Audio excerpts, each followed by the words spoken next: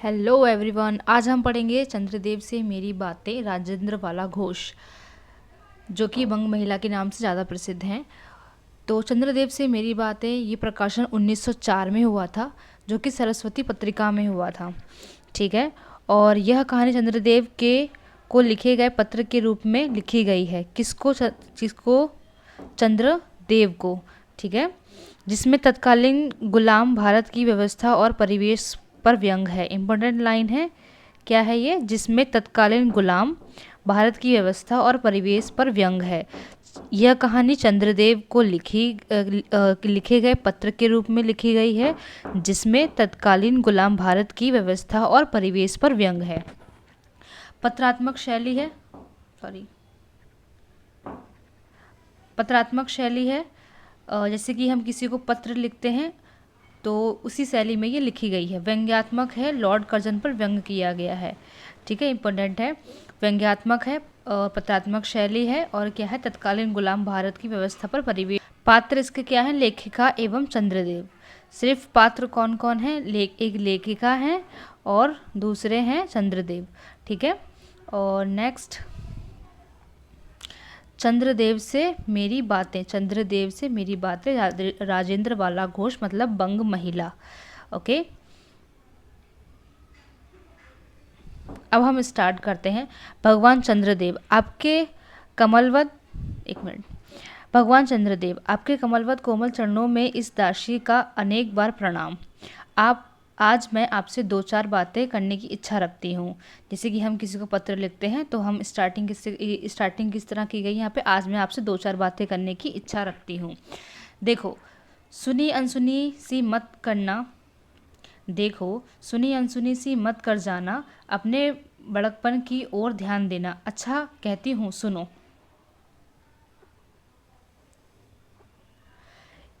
मैं सुनती हूँ आप इस आकाश मंडल में चिरकाल से वास करते हैं। क्या यह बात सत्य है? वो क्वेश्चन कर रही हैं। यदि सत्य है तो मैं अनुमान करती हूँ कि इस सृष्टि के साथ ही साथ अवश्य आपकी भी सृष्टि हुई होगी। तब तो आप ढेर दिन के पुराने बूढ़े कहे जा सकते हैं। उनके उम्र का अंदाज़ा लगाते हुए बोल रही है कि आप जब से सृष्टि बनी है तब से आप भी हैं, इसका मतलब आप बहुत ज़्यादा बूढ़े हो गए। ठीक है। यह क्यों? क्या आपका डिपार्टमेंट में ट्रांसफ़र बदली होने का नियम नहीं है? क्या आपकी गवर्नमेंट पेंशन भी नहीं देती? बड़े खेद की बात है। यदि आप हमारी न्यायशीलता गवर्नमेंट के किसी विभाग की सर्विस नौकरी करते होते तो अब तक आपकी बहुत कुछ पदोन्नति हो गई होती। ये जो येलो येलो किया गया है ये इम्पोर्टेंट है। ये लाइन है इम्पोर्टेंट, ये लाइन ज़रा इम्पोर्टेंट है, तो मतलब आप नोट डाउन करते जाइएगा। और ऐसी पोस्ट पर रहकर भारत के कितने ही सुरम्य नगर, पर्वत, जंगल और झाड़ियों में भ्रमण करते। अंत में इस वृद्ध अवस्था में पेंशन प्राप्त कर काशी ऐसे पुनीत और शांति धाम में बैठकर हरि नाम संस्मरण करके आप परलोक बनाते। जैसे कि हमारे जो वृद्ध लोग हैं, बूढ़े लोग हैं, क्या करते हैं? जवानी कमाई में निकाल देते हैं, नौकरी में निकाल देते हैं, और बुढ़ापा यही वृद्धावस्था में जाके और जो भी है राम राम नाम लेकर के। ठीक है। यह हमारी बड़ी भारी भूल है। भगवान चंद्रदेव क्षमा कीजिए। आप तो अमर हैं, आपको मृत्यु कहाँ? तब परलोक बनाना कैसा है? परलोक बनाना कैसा? ओहो, देवता भी अपनी जाति के कैसे पक्षपाती हैं। देखो ना चंद्रदेव। और चंद्रदेव को अमृत देकर उन्होंने अमर कर दिया।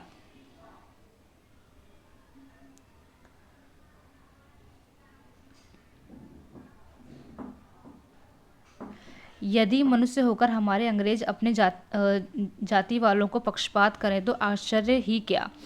अच्छा, यदि आपको अंग्रेज जाति की सेवा करना स्वीकार हो तो एक एप्लीकेशन हमारे आधुनिक भारत प्रभु लॉर्ड कर्जन के पास भेज दें। अब क्या है ये? लॉर्ड कर्जन क्या है? जो अंग्रेज शासन चल रहा था तब के ये हैं। तो इनके ऊपर ही व्यंग किया गया है सारा सब कुछ। पहले उन्होंने एज की बात करी, फिर उन्होंने बोला परलोक की बात करी, फिर उनको लगा कि नहीं, ये जो चंद्र ही हैं इनका है, इनको तो अमर कर दिया गया है। ठीक है, तो ये सब बातें हुई। अब आ गए लॉर्ड कर्जन के ऊपर। अब सारा पूरा व्यंग स्टार्ट होगा। ठीक है। आशा है कि आपको आदर पूर्वक अवश्य आहन करेंगे, क्योंकि आप अधम भारतवासियों के भांति कृष्णांग तो हैं ही नहीं, जो आपको अच्छी नौकरी देने में उनकी गौरांक जाति कुपीत हो उठेगी। और फिर आप तो एक सुयोग्य, कार्यदक्ष, परिश्रमी, बहुदर्शी, कार्यकुशल और सरस स्वभाव महात्मा हैं। मैं विश्वास करती हूँ जब लॉर्ड कर्जन हमारे भारत में स्थायी भाग्य विधाता बनकर आएंगे, तब आपको किसी कमीशन का मेंबर नहीं तो किसी मिशन में भर्ती करके अवश्य ही भेज देंगे। ये भी एक व्यंग है, ठीक है, क्योंकि उनको कमीशन और मिशन दोनों ही अत्यंत प्रिय हैं। कमीशन भी प्रिय है और मिशन भी प्रिय है। कमीशन का मतलब समझते ही हैं। आपको चंद्रलोक में जो रीति और नीति सृष्टि के आदि काल में प्रचलित थे, वे ही सब अब भी हैं। पर यहाँ तो इतना परिवर्तन हो गया है कि भूत और वर्तमान के आकाश पाताल का सा अंतर हो गया है। आकाश पाताल, जमीन आसमान का अंतर है। मैं अनुमान करती हूँ कि आपके नेत्रों में ज्योति भी कुछ अवश्य ही मंद पड़ गई होगी, क्योंकि आधुनिक भारत संतान लड़कपन से भी चश्मा धारण करने लगी है। इस कारण आप हमारे दीनहीन क्षीण भारत को इतनी दूर से भली भांति न देख सकते होंगे। हमारे आपसे सादर कहती हूँ कि एक बार कृपया भारत को देखकर जाइए। यद्यपि इस बात को जानती हूँ कि ये येलो जो है पूरा हाईलाइट किया गया है, इम्पोर्टेंट है। आपको इतना अवकाश कहाँ, जब 8वें दिन नहीं तो महीने में एक दिन अर्थात अमावस्या को तो आपका हॉलीडे छुट्टी अवश्य ही रहती होगी। यदि आप उस दिन चाहें तो भारत भ्रमण कर सकते हैं। वो कहना चाहती है कि आपको छुट्टी तो नहीं होती होगी, हॉलीडे की मतलब आपको अमावस्या के दिन तो आपको छुट्टी रहती है, तब आप भारत आके घूम जाइए। इस भ्रमण को आपको कितने ही नूतन दृश्य देखने को मिलेंगे, जिसे सहसा देखकर आपकी बुद्धि जरूर चकरा जाएगी। यदि आपसे सारे हिंदुस्तान का भ्रमण शीघ्रता के कारण न हो सके तो केवल राजधानी कलकत्ता, पहले की राजधानी क्या, कलकत्ता को देखकर अवश्य ही उचित है। अगर कलकत्ता को देख लें तो ज़्यादा ही सही रहेगा, अच्छा रहेगा। वहाँ के कल कारखानों को देखकर आपको यह अवश्य ही कहना पड़ेगा कि यहाँ के कारीगर भी विश्वकर्मा में भी लड़कदादा निकले। यदि क्यों, आपकी प्रिय सहयोगिनी दामिनी, जो मेघों पर आरोहण करके आनंद से अटखेलियाँ किया करती है, वह बेचारी भी वहाँ मनुष्य के हाथों का खिलौना हो रही है।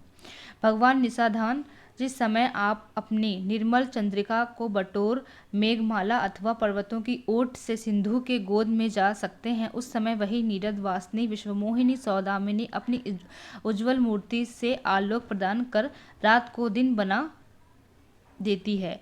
आपके देवलोक में जितने देवता हैं, उनके वाहन भी उतने ही हैं। किसी का गज, किसी का हंस, किसी की बैल, किसी का चूहा, ठीक है। पर यहाँ तो सारा बोझ अपनी चपला और अग्निदेव के माथे मड़ा है। यह ब्राह्मण क्या ब्राह्मण, क्या क्षत्रिय, क्या वैश्य, क्या शूद्र, क्या चांडाल, सभी के रथों का वाहन वही हो रही है। हमारे श्वेतांग महाप्रभु गण को जहाँ पर कुछ कठिनाई का सामना आ पड़ा, झट उन्होंने इलेक्ट्रिसिटी, बिजली को लाभ पटका। बस कठिन से कठिन कार्य सहज में संपादन कर लेते हैं। और हमारे यहाँ के उच्च शिक्षा प्राप्त युवक काठ के पुतलों की भांति मुंह ताकते रह जाते हैं। जिस व्योमवासिनी विद्युत देवी के स्पर्श तक करने का किसी व्यक्ति का साहस नहीं हो जाता, वही आज पराए घर में आश्रिता नारियों की भांति ऐसे दबाव में पड़ी हैं कि वह चू तक नहीं कर सकती। क्या करें? बेचारी के भाग्य में विधाता ने दासी वृत्ति ही लिखा था। हरिपद्मेवा तैरोल की पावनी सुरसुरी की भी के भी खोटे दिन आए हैं, वह भी अभी स्थान स्थान में वृद्धनग्रस्त हो रही हैं। उनके वृक्ष स्थल पर जहाँ तहाँ मोटे वृद्धाकर खंभ गाड़ दिए गए हैं। कलकत्ता आदि को देखकर आपके देवराज सुरेंद्र भी कहेंगे कि हमारी अमरावली तो इसके आगे निरी फीकी सी जान पड़ती है। वहाँ इंडन गार्डन को परिजात पारिशोभित नंदन कानन को भी मात दे रहा है। कौन सा गार्डन? Eden garden.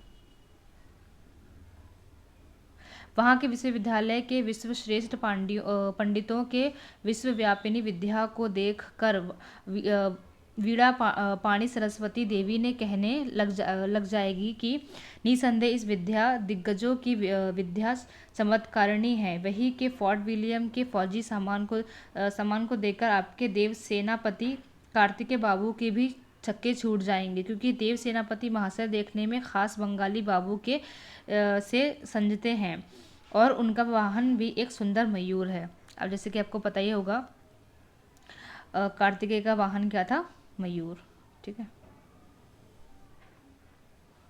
बस इससे उनके वीरत्व का भी परिचय खूब मिलता है। वहाँ के मिंट टकसाल को देखकर सिद्धूंतनया आपकी प्रिय सहोदरा कमला देवी और कमला देवी तथा कुबेर भी अकचका जाएंगे। भगवान चंद्रदेव इन्हीं पर विश्वम्योत्पादन अपूर्व दृश्यों का अवलोकन करने के हेतु आपको सादर निमंत्रित तथा सविनय आहूत करती हूँ। संभव है कि यहाँ आने से आपको अनेक लाभ भी हो। आप जो अनादि काल से निज उज्ज्वल वपु में कलंक की कालिमा लेपन करके कलंकी शंशाक शशधर साशा लांछन आदि उपाधि मालाओं से भूषित हो रहे हैं, सिंधु तनय होने पर भी जिस कालिमा को आप आज तक नहीं धो सके, वही आजन्म कलंक शायद जहाँ के विज्ञानविद पंडितों की चेष्टा से छूट जाए। जब बम्बई में स्वर्गीय महारानी विक्टोरिया देवी की प्रतिमूर्ति में काला दाग छुटाने में प्रोफेसर गज्जर महाशय फलीभूत हुए हैं, तब क्या आपके मुख की कालिमा छुटाने में भी फलीभूत होंगे? यहाँ किसकी कालिमा की बात की जा रही है? महारानी विक्टोरिया की, किसने काला दाग छुटाने में? प्रोफेसर गज्जर ने। ठीक है। शायद आप यह बात भी अभी तक विदित नहीं हुए कि आप और आपके स्वामी सूर्य भगवान जब हमारे भूमंडल की छाया पड़ती है, तभी आप लोगों पर ग्रहण लगता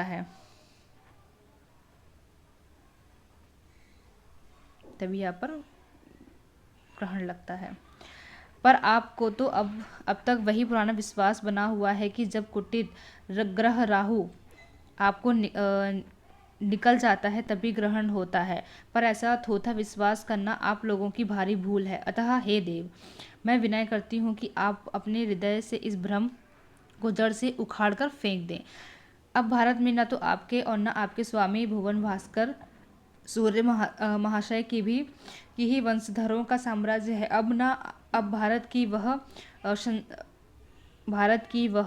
की वह सस्य श्यामला स्वर्ण प्रसूता मूर्ति ही है। अब तो आप लोगों के अज्ञात एक अन्य द्वीपवासी परम शांतिमान गौरांग महाप्रभु इस सुविशाल भारतवर्ष का राज्य वैभव भोग रहते हैं। अब मैं अपने जिन बातों का वर्णन आपसे स्थूल रूप से किया, वह सब इन्हीं विद्या विशारद गौरांग प्रभुओं की कृपा कटाक्ष का परिणाम है। तो यहाँ प्रतिवर्ष पदवीदान के समय कितने ही राज्य विहीन राजाओं की सृष्टि हुआ करती है। ये जो येलो में है वो हाईलाइट की गई है, इम्पोर्टेंट है। पर आपके वंशधारों में जो 2-4 राजा महाराज नाम मात्र में ही हैं, वे कांट के पुतलों की भांति हैं। जैसे उन्हें उनके रक्षक नचाते हैं, वैसे ही वे नाचते हैं। वे इतनी भी जानकारी नहीं रखते कि उन्हें राज्य में क्या हो रहा है, उसकी प्रजा दुखी है या सुखी, मतलब उनको भान ही नहीं है इस बात का। यदि आप कभी भारत भ्रमण करने को आएँ तो अपने फैमिली डॉक्टर धन्वंतरी महाशय को और देवताओं के चीफ जस्टिस चित्रगुप्त जी को साथ अवश्य लाएं। आशा है कि धन्वंतरी महाशय यहाँ के डॉक्टरों की सन्निकट चिकित्सा संबंधी बहुत कुछ शिक्षा का लाभ कर सकेंगे। यदि प्लेग महाराज ईश्वर ना करें, ये जो बीमारी है इसको हाईलाइट कर लो, ताकि नेट के एग्ज़ाम में कई बार पूछा जा सकता है इस बीमारी के बारे में।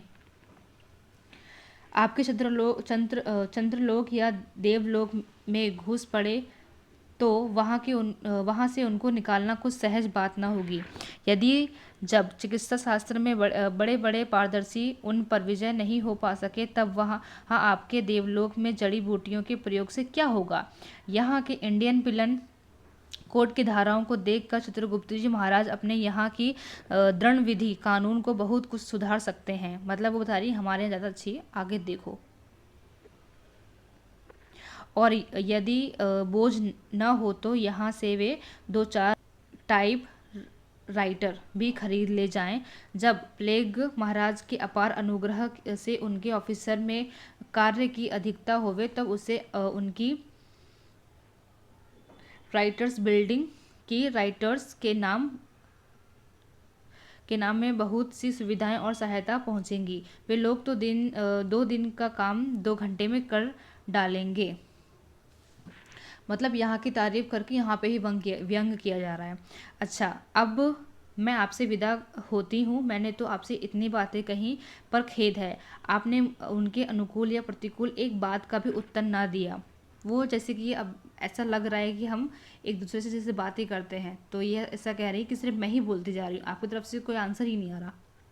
परंतु आपसे आपके इस मौनावलंबन को मैं स्वीकार का सूचक समझती हूँ। अच्छा, मैं तो मेरी प्रार्थना को कबूल करके एक दफ़ा यहाँ आइएगा ज़रूर। ये है एंड, और ये है चंद्रदेव से मेरी बातें, जो उन्होंने जो बातें करी प्लेग के बारे में, प्रोफेसर गज्जर महाशय के बारे में करी हैं। जैसे कि हमें सब कुछ हाईलाइट किया गया है, भारत प्रभु लॉर्ड कर्जन के बारे में, विक्टोरिया के बारे में, जो बातें की गई सब यहाँ पे जो उन्होंने हाईलाइट कर दी गई हैं। और इन सबको नोट डाउन कीजिएगा, और छोटे से छोटा क्वेश्चन भी नेट के एग्ज़ाम में पूछ सकते हैं प्लेग का, या फिर कुछ भी प्लेग बीमारी का कुछ भी पूछ सकते हैं। ठीक है, तो ज़्यादा करके आपको पहले तो यही याद रखना है। क्या क्या याद रखना है? 1904 सरस्वती पत्रिका और पत्रात्मक शैली व्यंग्यात्मक, इस पे किया गया, लॉर्ड कर्जन पर व्यंग किया गया है। उनको बीमारी को भी हाईलाइट किया, कमीशन को भी हाईलाइट किया, बहुत सारी चीज़ों को हाईलाइट किया गया है। ठीक है, ये मैंने एक लॉन्ग वीडियो बनाई है। अगर आप चाहते हैं इसका सारांश तो आप कमेंट कीजिए, डेफिनेटली मैं बनाऊंगी। और इसके अलावा कोई और कहानी है नेट के सिलेबस के अलावा, कुछ और कहानी है तो वो भी मुझे बताइए, ताकि मैं उसका भी वीडियो बनाऊँ। Thank you.